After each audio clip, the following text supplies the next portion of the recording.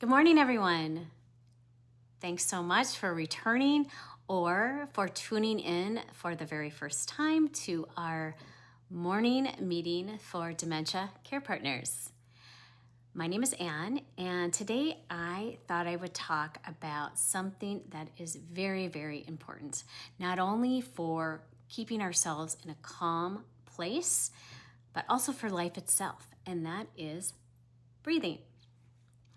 Have you ever noticed in dementia care that in hindsight, a solution to a problem or an answer to the question, why the heck are they doing this, can seem so simple and obvious when we finally figure it out, even after months of struggling with uncertainty? Let me give you an example of this from a course instructor I had. She told our class a story about working with a resident who was living in a memory care community who had developed this alarming habit of throwing herself on top of wet floor signs, those yellow triangular plastic signs that staff set out when the floors are cleaned. So the memory care team could not figure out why she was doing this. It's not a common problem that we see. And of course, they were concerned about her safety because she could get hurt. One of the things you have probably heard over and over again is that behind the actions or words of a person living with dementia, there's always a reason that makes complete sense to them, even though it doesn't to us. And it is up to us to figure out what that reason is.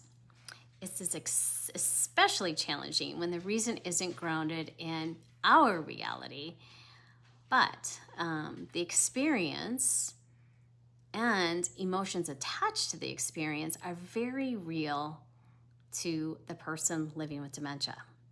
So let me go back to the story about this woman to illustrate this a little bit more. So her response of throwing herself on top of the signs had been going on for a long time, and staff made some adjustments, like making sure she was away from any areas that were being cleaned. But inevitably a sign gets missed or stays out a little longer than it needs to, and she would find it and she would make a run for it.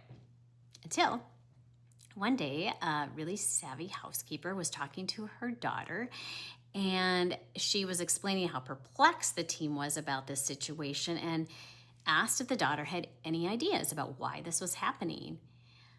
Well, after some thought, the daughter remembered her mom telling stories about growing up on the farm and the panic she felt when the chickens escaped their coop and she had to chase after them and catch them.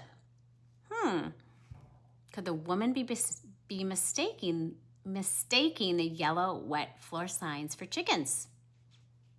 We know in dementia it's very common to have changes in the way the brain interprets visual information. You may have noticed your person mistaking a comb for a toothbrush, for example. So sure enough, once the housekeeping staff changed the way they cordoned off the wet floor areas, the problem stopped. That is a crazy, unbelievable story, isn't it? And I love it for so many reasons. First of all, it is a prime example of how a brain impacted by dementia can misperceive things.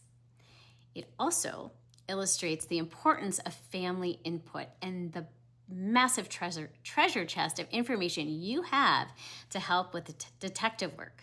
So never underestimate your ability. And finally, I love how it was the housekeeper who figured this all out. It reminds us of the value of every single person who is a member of the care team. So you may be saying, Anne, what does this story have to do with breathing? Here's my point.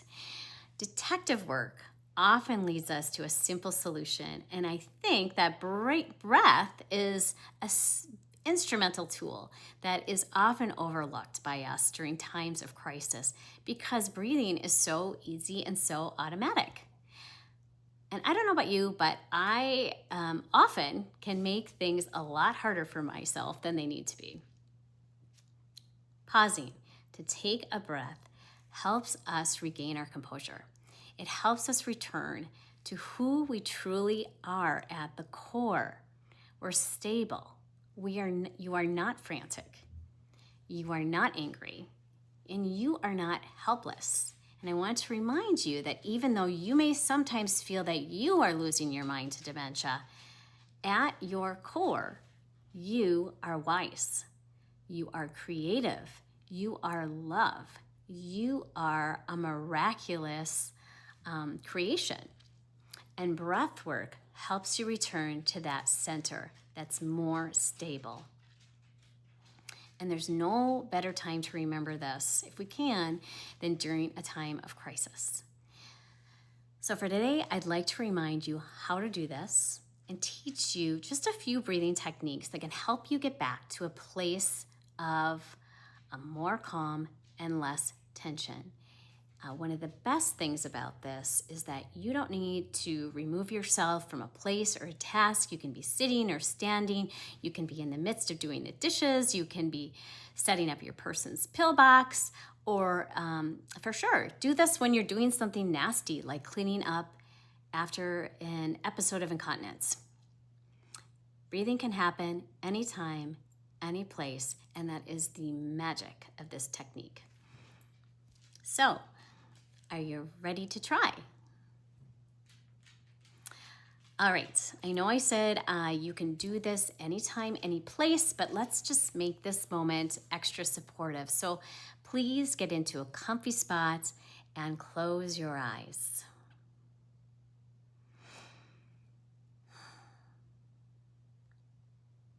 Just feel yourself sinking into whatever surface is supporting you now and just relax.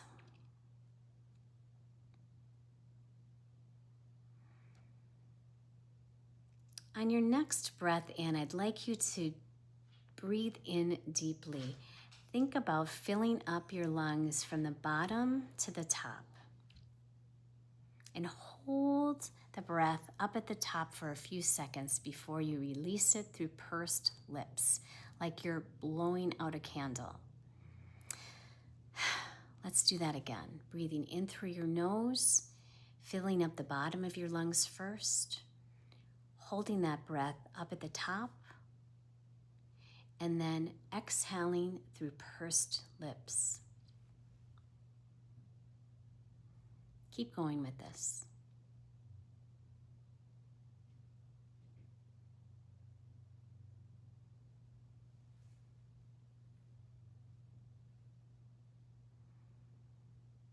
As you continue to breathe, put your hand on your abdomen and just feel how it expands and contracts with every inhale and with every exhale.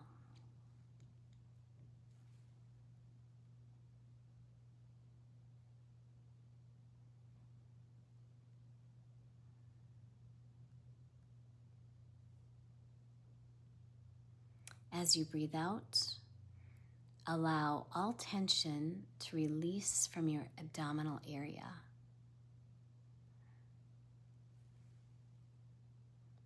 Feel that release travel up to your jaw, to your forehead, relaxing the tiny muscles between your eyebrows. Feel that release travel back down through your body to the tips of your toes and out through the soles of your feet.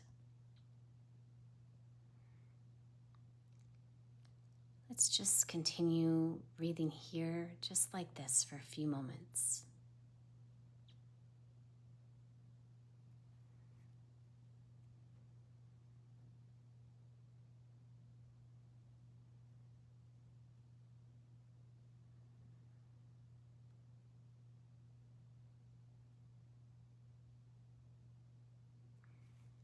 Now I'd like you to get rid of any extra built up energy like this. On your next exhale, open your mouth a little wider and let out a big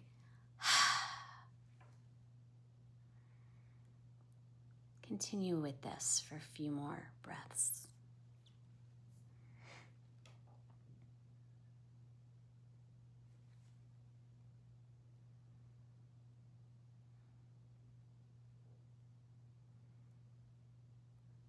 Let's go back to that gentle inhale and exhale at a pace and rate that feels good to you.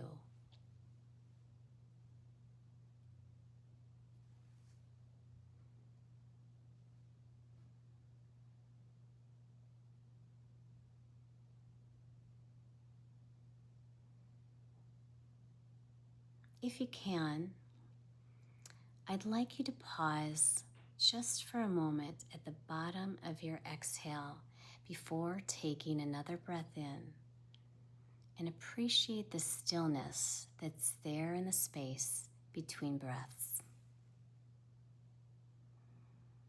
Use the space to connect you to the best part of yourself and remember who you really are, that wise, loving, imperfect but miraculous human.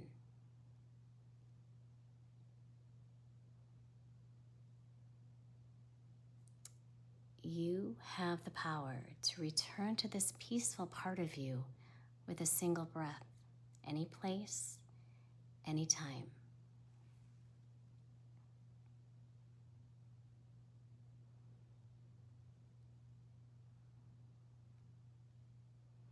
If you feel the need or desire to stay in this still place, continuing with your breath work, please feel free to push the pause button.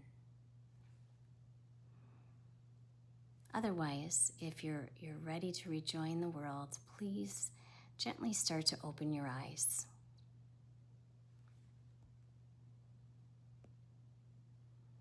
Welcome back. How was that for you? So I would love it if you could let me know either by adding a comment or a like or a heart.